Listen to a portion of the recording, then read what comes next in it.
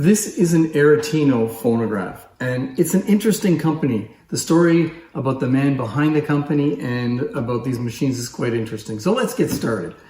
This company was a US, really a record label from 1907 to 1914.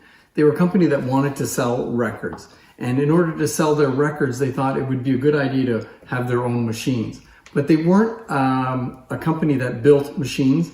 They had another company build them for them. So they were called, in a way, we call them client machines. So they were built by Hawthorne and Shibley, who built phonographs for other companies. And at some point, Hawthorne and Shibley got sued by Columbia and Victor. And so as a result, they could not build these machines anymore or any other machines because of patent infringement. And as a result, this company was left without a manufacturer. So they went to Victor, and the Victor Talk Machine Company wanted nothing to do with them. But Columbia, they built machines, they built client machines. So they were interested in manufacturing these machines. So the early ones are Hawthorne and Shibley, and the later ones were built by Columbia. There was a point at which they were trying to get around the patent. The patent in question was that the record, the groove in the record, propelled the reproducer across the record. There was no mechanism to do that. So they at some point put a little mechanism on the tone arm that gave it a little push with a spring, kind of showing that, oh, it's not really the record that's propelling it, or the groove in the record, it's the spring on the tone arm.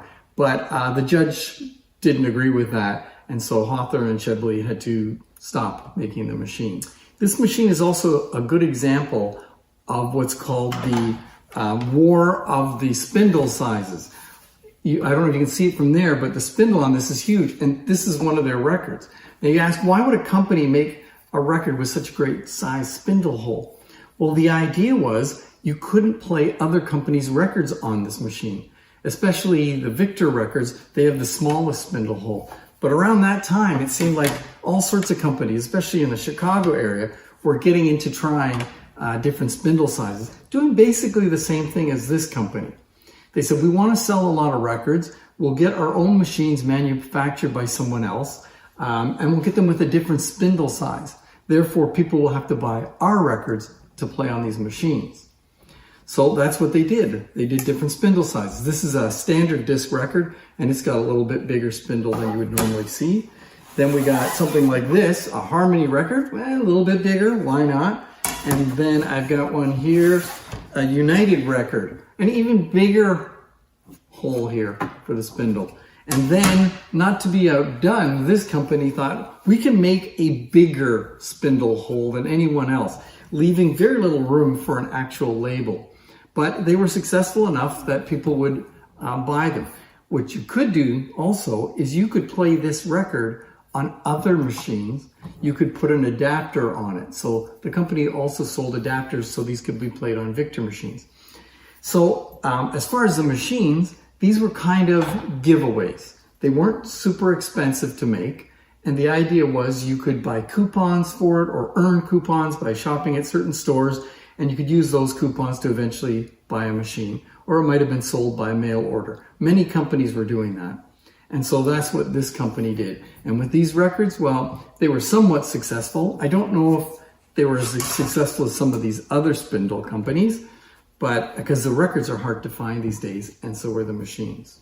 As far as the material on these records, what this company did was they were a record company, but they didn't actually make a lot of their own records. What they did was they would lease or buy the stampers from Columbia or other companies like Zonophone and use them to manufacture the records.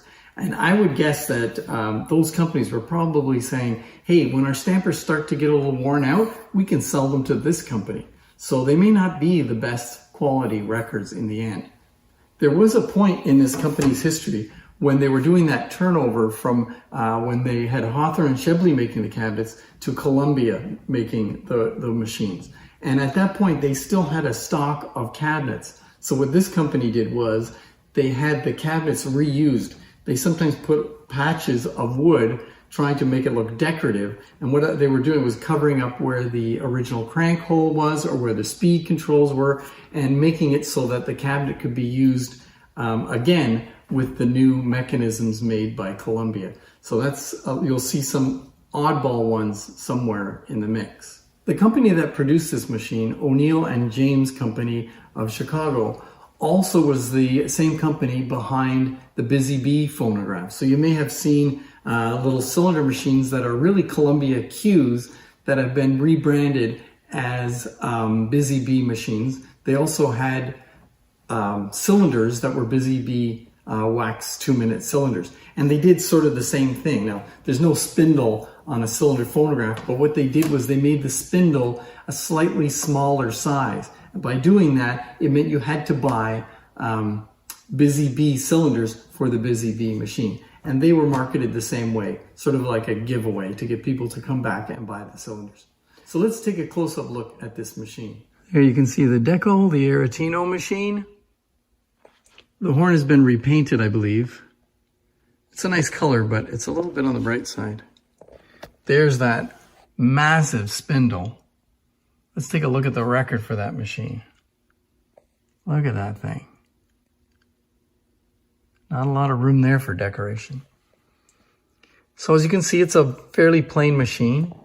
It really does look like it was built by Columbia, because that tone arm and reproducer, although they're a slightly different size than what I've seen on Columbia's, it's very similar. And that definitely looks like Columbia work.